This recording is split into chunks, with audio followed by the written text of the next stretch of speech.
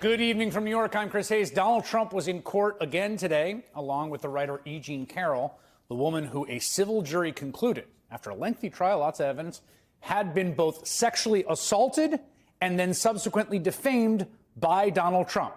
They found that he sexually assaulted her and defamed her. And she is now suing for additional damages after Donald Trump continued to defame her. Today, Trump was there to do what he did in his civil trial for fraud, to basically make himself the center of attention, to upend the proceedings, to further intimidate the people trying to hold him to account. In short, to subvert the orderly working of justice. And today he was very close to being thrown out of that courtroom. More on that in a second. Before I get to that, it's worth recounting the actual details here, because it's easy for them to get overshadowed, starting 2 decades ago with an encounter in a Fifth Avenue department store and an assault in a dressing room. The minute I was in there, he shut the door and pushed me up against the wall and bang, banged my head on the wall and kissed me. It was so shocking. So he pushed me, held me with his shoulder, and I was wearing a coat dress and tights, and he pulled down the tights. And so that's he pulled it with both hands, with one hand? One. And that was when it turned serious. I realized that this was a fight. It was against my will, and it hurt, and it was a fight. That is the definition of rape. One definition. That's the definition. That is the definition of rape. Now, when E. Jean Carroll came forward, Trump attacked her again.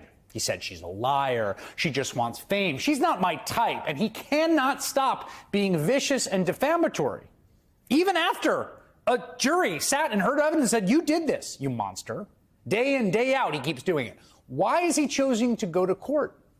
Why is he voluntarily drawing attention to the details of this despicable act? He just won the Iowa caucuses. There are primaries ahead in New Hampshire and South Carolina. Why, in the middle of a presidential campaign, would he direct everyone's attention to a case in which he has already been found liable for sexual assault? And I think there's an answer. It ties into the by now soul-deadening discourse taking place again on the roots of Trump's political appeal, which we've all watched for 8 years. The core dynamic Trump has created is one where he is constantly playing the victim, who's always persecuted, but, and this is key, is always getting away with it anyway. He's very open in his campaign rallies about how his power comes from this combination of victimhood and impunity. I've been indicted more than Alphonse Capone. You know who Alphonse? Greatest gangster of all time. The greatest, right? I'm like Capone, who got away with it till he didn't. But getting away with it, that's the fantasy he is selling to so many people. A fantasy that a lot of people really want to buy into. Plenty of people daydream about what they might do in life without restraints, what they would say or do to their boss or their coworker or their sister-in-law. They want to imagine a world in which they, like Trump, can transgress in any way they want to, in which they could say whatever they want to whoever they want and not face consequences, in which they could lie, cheat, and steal, maybe even use force. It's a sort of seductive mythos, I think particularly to a certain kind of man, as the polling bears out. Seductive mythos that he is selling, and selling openly, when he tells people, I am your retribution. And he's been selling it since the beginning of his political career 8 years ago. They say, I have the most loyal people. Did you ever see that? Where I could stand in the middle of Fifth Avenue and shoot somebody and I wouldn't lose any voters, okay? It's like incredible. People laugh there, but we learned back then in 2016, this wasn't just a public campaign shtick for Trump. It's how he views himself. We learned it when he was caught on tape in private talking about how he treats women.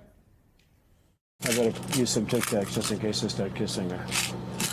You know, I'm automatically attracted to beautiful. I just start kissing them. It's like a magnet. You just kiss. I don't even wait. And when you're a star, they let you do it. You can do anything. Whatever you want. Grab them by the I can do anything. You can do anything. That is the whole game, isn't it? Consent doesn't matter. What other people want to do doesn't matter. The law doesn't matter. It's a huge part of the appeal. And so here he is in court again, a place where people are required normally to submit themselves before the power of the law.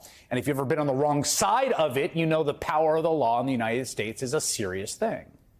And how seriously did Trump take it today? Well, his lawyers started out by asking for a delay in the trial so he could attend the funeral of his mother-in-law, which the judge denied, saying Trump is under no requirement to attend the trial. He just wants to be there. That brought the first of several courtroom shouting matches.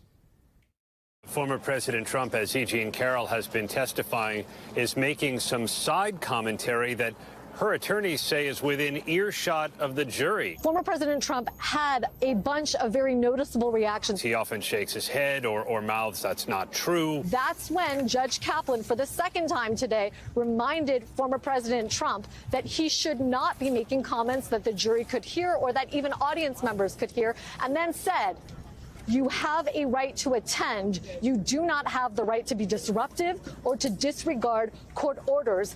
I hope that I do not have to remove you from the courtroom. And guess how Donald Trump responded to Judge Kaplan saying that? He said, quote, I would love it. I would love it. Because he wants to be the victim here, mumbling under his breath, glowering at the woman he's already been found to have assaulted in a dressing room and then defamed and continuing to defame, refusing to stop defaming her, even when it brings harassment and threats down upon her, even when confronted by a judge who knows Trump is angling to be thrown out of a court proceeding, he does not even need to be attending because he wants to be a martyr. This is the central focus of his campaign, as he made clear today, again, by posting to social media, trashing the judge during the hearing. What are you going to do? The point is that what Trump believes personally about himself, and I think this is a genuine belief to the extent he has any self-awareness, and what he is selling people in the base particularly, but generally, is what he is also trying to achieve in the court and in the country, which is immunity. Complete immunity. Total supremacy over everyone and everything, even the law. And it is precisely what is so shocking about him as a person, how long, through sheer shameless and sociopathic behavior, he has been able to get away with it.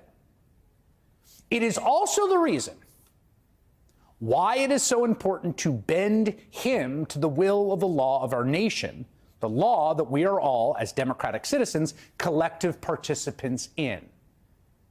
It's important at a moral level to hold him to account for his transgressions, like defaming the woman he sexually assaulted or trying to end the republic. It is important at a democratic level to demonstrate the supremacy of the rule of law and to show that no one is above it. But it is also supremely important politically. The moments Trump has been politically weakest are the moments when he looks like a loser, which is, in the end, what he truly, truly is. Like after January 6th failed and he could not overturn the election and he flew out of town, apparently with a bunch of classified documents. And after the 2022 midterms, when all his candidates lost and Republican Party insiders again started grumbling about Trump being an albatross around their neck. The con job he has been running his whole time in politics is that he is a winner. The guy has never actually won a national majority of the votes. Never. And now he is working on the next phase of the con job, selling the notion that even the law itself cannot hold him and cannot restrain him, that he is sovereign over it. And so there's a million reasons the law has to hold Donald Trump to account. But one of the biggest ones is to puncture the political myth of invulnerability and impunity that he is selling to his faithful base.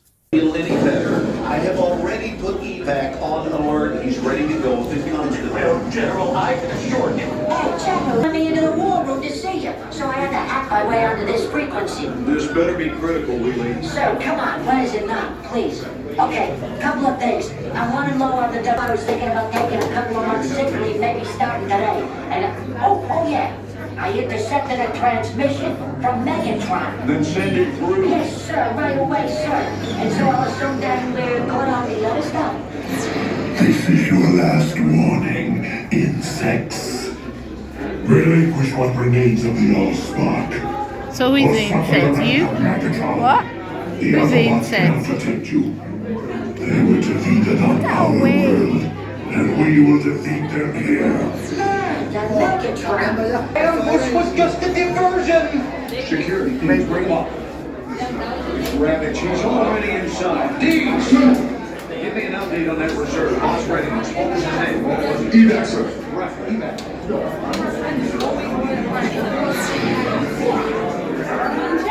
She's right in front.